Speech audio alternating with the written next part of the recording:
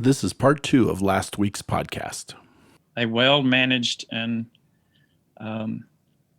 directed safety ministry uses that emergency response plan as the core of their training program, and their safety team learns what's in it.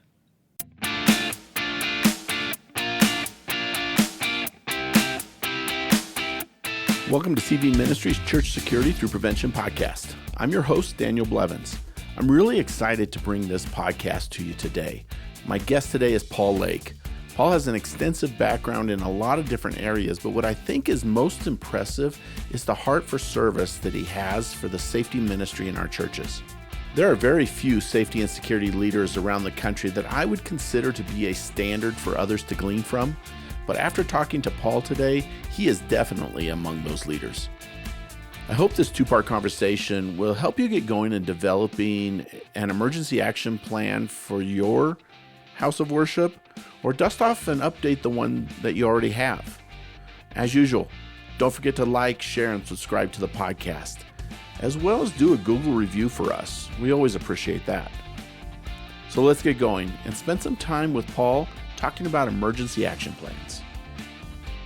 How are you going to deal with the concealed handgun situation? Is it legal in your state? Is it not? How are you going to deal with somebody brandishing a weapon, whether there's actual gunfire involved or not? What are you going to do with a bomb threat on campus? All of that type of stuff. So those are a few of the things you got to think about dealing with registered sex offenders. What about a transient on campus? All that different stuff. And then I also include in the emergency response plans that I deal with people exhibits that deal with different things, one of which would be listing the members of your critical response team. Critical response team is different than your safety team. Most people don't even think about that, but what is your plan for dealing with your church bus that is on a trip to a different state with 35 of your youth and 6 adults, for instance, and it gets T-boned and several people are deceased and others injured? How does your church respond to that? What's the plan for how that's handled? Your church floods and is now contaminated with sewage water for whatever reason, and it's uninhabitable. How does your church handle that? That's where a crisis response team comes in. There's not immediate action on the campus always necessary, but who are the people responsible for dealing with the media, dealing with the incident itself, dealing with the families that are affected as a result of this crisis? All that. That's a crisis response team, and it's independent and different from your safety team, in my opinion. How do you notify the congregation that you have an emergency? So there's a weather alert, tornadoes on the ground, 35 miles south, headed north to your direction at 25 miles an hour, and you have to make a decision on how and when to evacuate. How does that information passed along from the safety team to the pastor or whoever's on the stage? How is that information then communicated to the congregation so that there's not a panic and an orderly evacuation of the premises and to the right place? Where is that right place? How is it identified to begin with? Who is watching for that event? And then who transmits that information and how does it get transmitted? And then where do they go? So there's basically 2 types of evacuations. You've got an evacuation that is a result of some type of threat on the outside that's worse than what's going on inside. So that requires you to shelter in place, just like the example I gave of the tornado. And you have an outside evacuation because there's something on the inside of the church that's more hazardous than what's going on outside. And that could be a fire, could be a chemical leak, it could be an active shooter inside the church. So where are your safe zones both inside the church and where are they outside the church? And how do you get people from one point to the other. That's all in your emergency response plan. And you need to drill down far enough to cover things like once you've had a fire identified and you've evacuated your people and you've already set up these pre-established safe zones and you've gotten them safely out of the building and they're all gathered in these different zones outside in the parking lot, where is the smoke from the building blowing? And what chemicals are being produced by the fire? Do you then just leave everybody there, or do you have a plan for relocating them because they're in the smoke stream? Stuff like that. So you need to have your weather rooms identified, shelter in place rooms identified, how and what needs to be stocked in those rooms. Where are your first aid kits? What's in them? What's your process for keeping them up to date? That kind of stuff. Do you have a bomb threat checklist, a report form, any of that kind of stuff?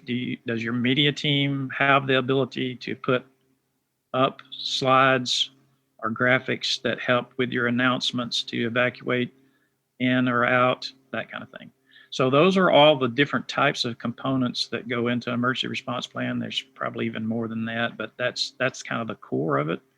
And if you get that much covered, then you got a pretty good start.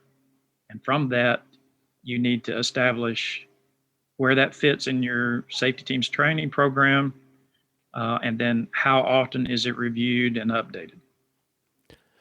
Yeah, two things come to mind as you talk about that. Is one is I can remember doing when I was on staff at my church years ago, doing the backbones to a lot of that. And what I really wonder is, where is it at now, and who's reviewed it, and has it been updated at all or anything like that? Because I kind of doubt it. And it is another thing that comes to mind too is so many churches are looking for training ideas, and I often tell them, you can. There's so many ideas that just come out of this alone. If you're just doing this alone, this is really, there's so many training aspects that can spin off of this on that. The other thing too is that came to mind was that I have to realize and think about too is that there's nothing cookie cutter about this. Not one size fits all. And if you have a multi-site facility, you're doing this for each site independently. There's going to be aspects of that are going to stay the same, some of the core, but then you've still got to take the time and look at each one of your sites for that. Our church has 4 different sites, and that means each one of those, each one of those should have their own independent on that. And I think a lot of times I could easily see, it happening to where people just, cookie cutter it to the next one and say, just adapt it to your site, just wing it or kind of thing, instead of seriously taking it and saying, okay, how can we apply it to this? Well, that cookie cutter approach can be pretty dangerous, as you've alluded to, because first of all, it will prove to the legal system that church was not, that specific site was not actually evaluated and the plan wasn't built specifically for it. Also, it lends itself to people just saying, okay, we got a plan, let's stick it on the shelf and move on, because nobody actually spent that time to customize it to that particular church campus.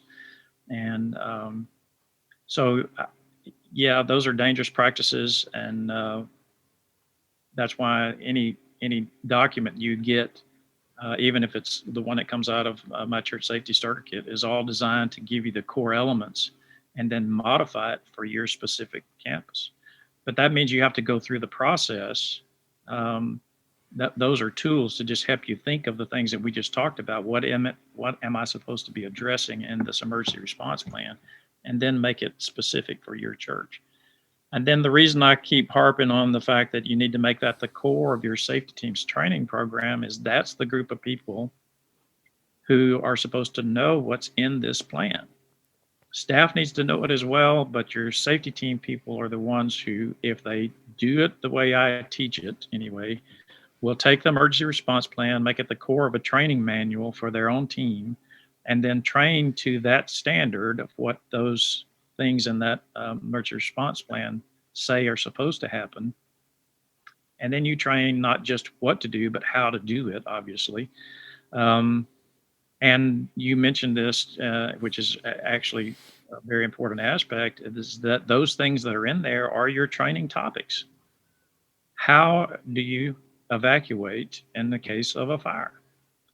I just taught an 8-hour class in South Texas this past weekend. And when I do the reality-based advanced class like this, we do everything or most everything in real time, high speed, high stress.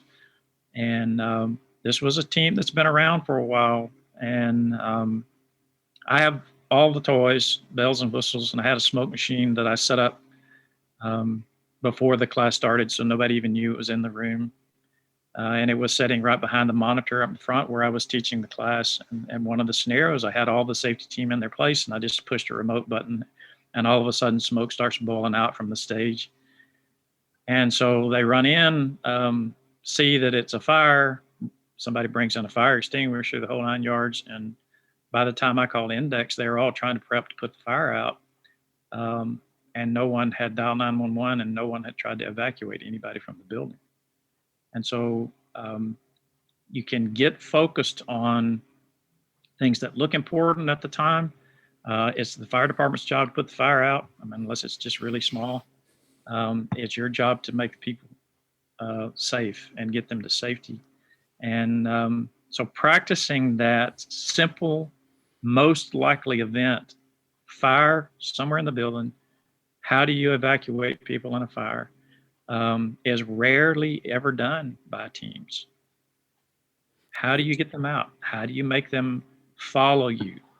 Where are they going? How do you establish a chain of safety officers from the evacuation point to the evacuation destination to make sure people are get there? What are you going to do with the people who say, I'm going back for my purse, or I'm going back for my Bible, or I'm going to get my child in the next room, or whatever? Those are all issues you got to deal with in the training phase so that you're not taken by surprise by it when it happens in the real world. Right. No, absolutely. And I think even in part of that, and this is something that I've tried to encourage even at our own church, to where you incorporate in that the example you just gave, to where you incorporate the ushers or the greeters in that too. What is their role in that if they're in an evacuation situation? Are they opening the doors? Are they arms out, pointing people in the right direction to help? Because we know, as we know, that the safety team aspect is usually pretty thin and can't cover everywhere for most churches. The other thing too that I find as I talk with churches around the country that they don't even think about, particularly when they're evacuating children, is that whole reunification process as well, because that can get very dangerous, and the potential for a child to get taken or whatever, or the wrong child to get the whole reunification. I did a podcast with a children's director, and she basically said, a parent will revert to like a 5th grade mentality in an emergency just to get to their child. They're not hearing much. They're not, so from a safety team standpoint, we've got to think of that too. How are we creating a safe environment for that reunification process?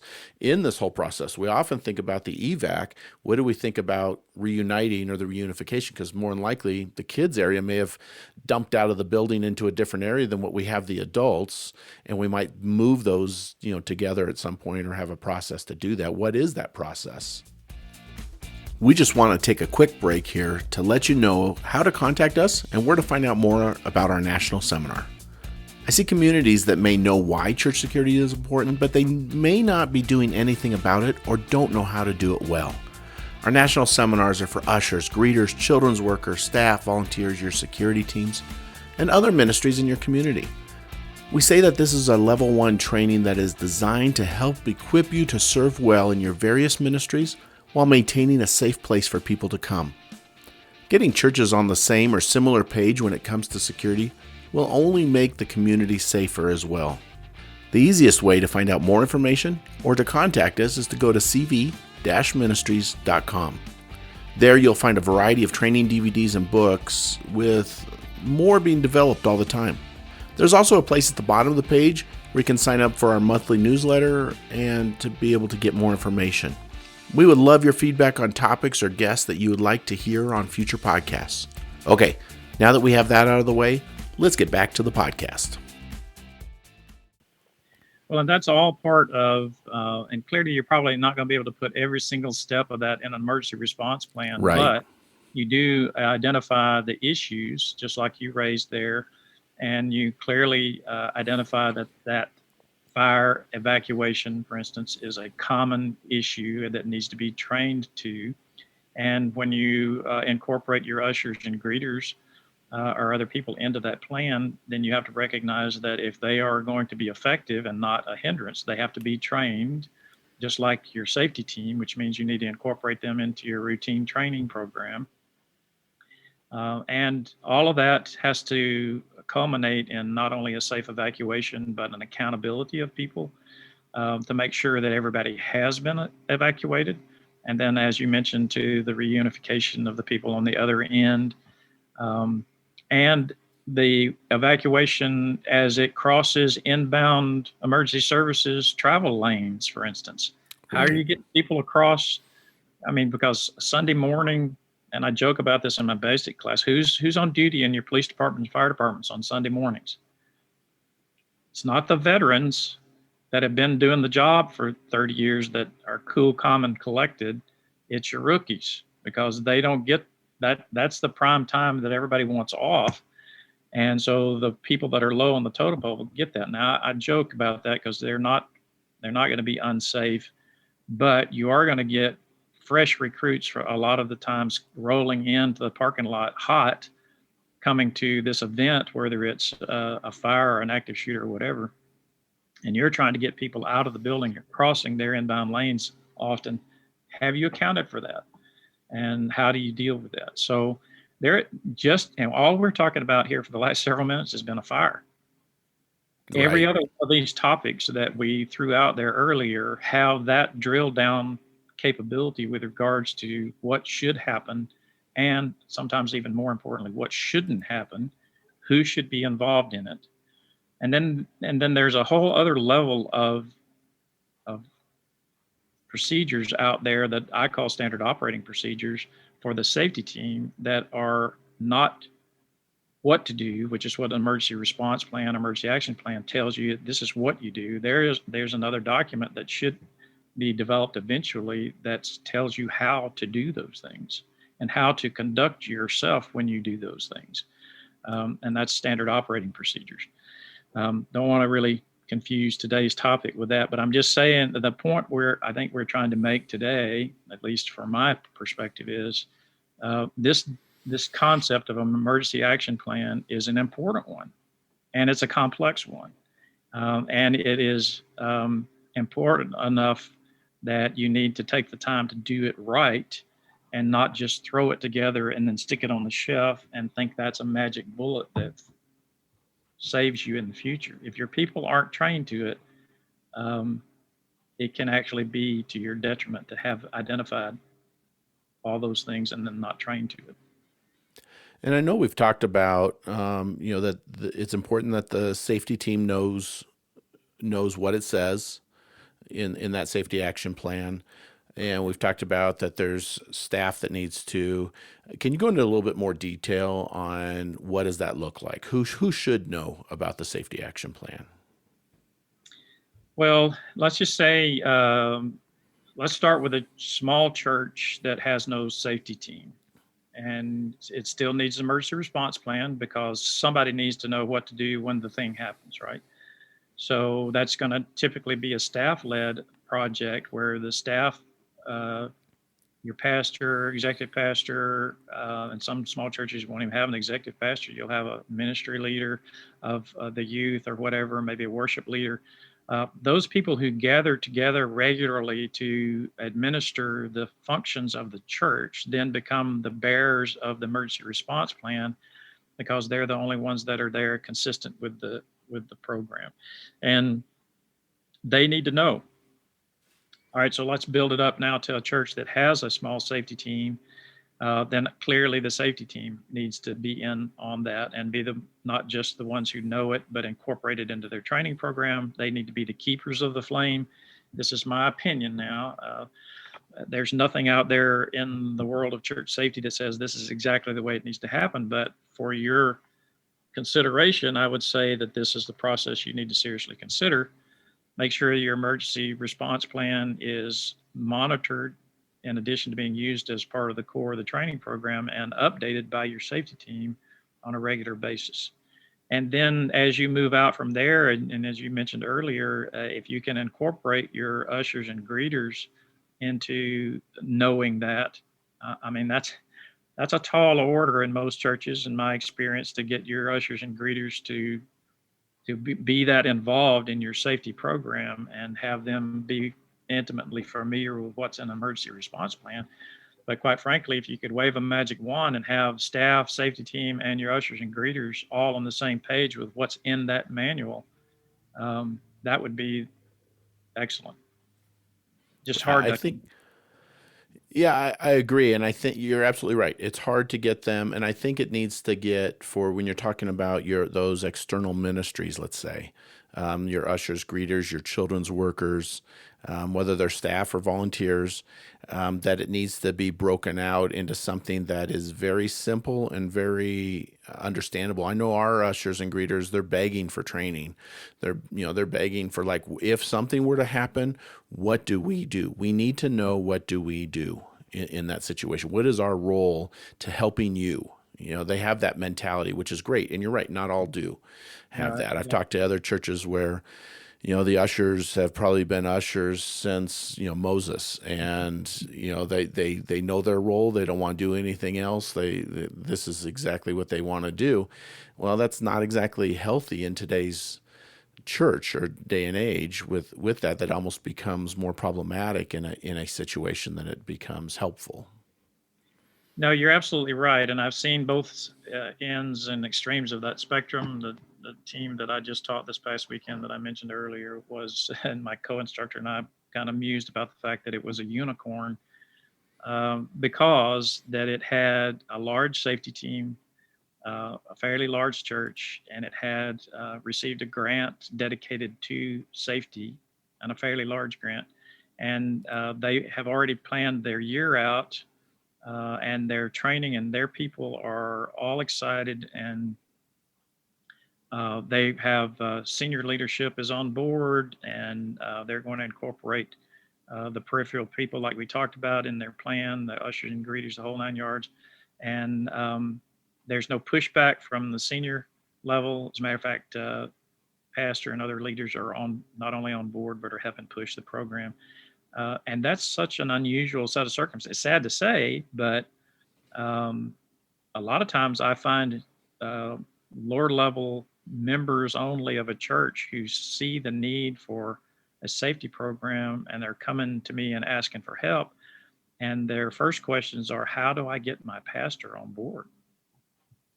He doesn't see the need.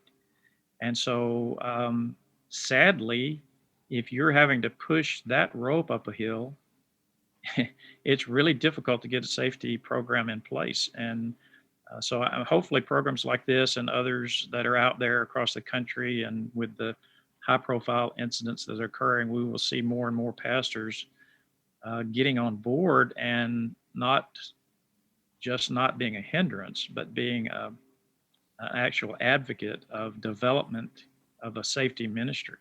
If they can catch the vision that these people that have already shown, and when I say these people, I'm talking about those that volunteer to be part of the safety team, have shown a desire to serve, and have shown the desire to serve above and beyond the typical come to church type of involvement, but maybe even to put their lives at risk at times. can be a vital part of the ministry, and I referred to that earlier as the tip of the spear of the ministry, then it can make a difference in their perspective. Because why would you spend the time to train a group of people how to look for hurting people if they're not then equipped to minister to those hurting people? And so my concept for teaching other churches about how to develop their team is use the principles out of Timothy for a deacon and elder as your selection criteria. Amen. When you're looking for people to be part of your safety team, don't stand in the pulpit and say, anybody with a license to carry, come on down and be a part of the church safety team, or whatever your state allows. That's not your selection process. Watch people as they plug into other ministries, walk alongside people in the church and see that they fit that Timothy criteria, and then put your hand on their shoulder and say, would you be interested in what we do? And then put them through a process. For my own team, and what I recommend is that they then get a package from me in an email that has our safety training manual, and it's 70 something pages. It's a book, and they're required to read through that with all the requirements, and it includes the emergency response plan in the middle of it, and the application is buried on page 30 something, so they've got to read the whole thing to get the application. Then they have to turn the application back in a reasonable amount of time. It's a specified amount of time, actually. And if they don't do that, that's a clue that they're not really that interested. Then they've got to pass the background check and the reference check and all that kind of stuff. And then they have to set for a board review. And that board review is just a 7 or so of tenured members of the safety team asking open-ended questions. And usually my first question is, I want to hear your salvation story. Tell me how you come to know the Lord. If you can't articulate your own testimony, it's going to be hard for you to minister to somebody else. And those are all just pre-screening for how to get somebody on the team, and then you put them through basic training and all that kind of stuff. So the higher the bar, the higher level of quality you get in candidates is a principle I try to operate on. Now, I understand that some small churches just getting started have a difficult time setting a really high bar, or they won't have anybody. That's okay. But make that your long-term plan, is to screen your people and get good quality people, and then emphasize the importance of ministry as much as the details and the tactics and strategy of doing a safety job. Absolutely. Yeah. Yeah, that's the big difference between us and your local law enforcement is the ministry aspect of it. We are not law enforcement. It is about ministry. And I tell people that all the time. I ask the question, and of course, I teach across all sorts of faith-based organizations. But when I'm teaching in a Christian church, I ask that question: what do we have in our tool belt that the rest of the security and law enforcement world as a whole doesn't typically have? And occasionally I'll get an answer. Most of the time, I'm just a deer in the headlights look, but it's the ministry of the Holy Spirit. And so if you have a personal relationship with the Lord, that is an aspect that allows us to stay tuned into a really important notification system, for lack of a better word. But that also requires us, if we want to be sensitive to that, we've got to be in a close personal walk with the Lord, right? You can't just have the landline, you got to be connected to the service, if that makes sense. Right. And so that's just one way to emphasize the importance of not only your personal walk with the Lord, but how important ministry is. I mean, I have an example in my own team from not too long ago. I guess it's been a couple of years now, where we had a gentleman come through the front door on a Sunday that I wasn't even actually there. And he was dressed in a hoodie with his hands in his pockets and his head down. Didn't greet anybody, wouldn't talk to anybody, could clearly distraught and brand new, never been seen by anybody in our church. So he was on the radar of our safety team. Clearly, he had 2 new best friends with him all day. He just didn't know he had those 2 new best friends. At the end of the service, he didn't get up and leave. He sat right in the middle of a pew right down front. So they stayed with him and kind of approached him afterwards in a compassionate way and began to talk to him and prayed with him and led him to the Lord. And a year later, well, shortly after that, he started visiting our Tuesday night men's group. And a year later, the topic came up, and he mentioned that day and how those guys helped lead him to the Lord. And we told him those were safety officers. And that was the first time a year later that he understood that those were licensed personal protection officers who were carrying weapons, who had been assigned to him because he was a suspicious person. But then they ended up leading him to the Lord, and he never knew their role in the church until a year later.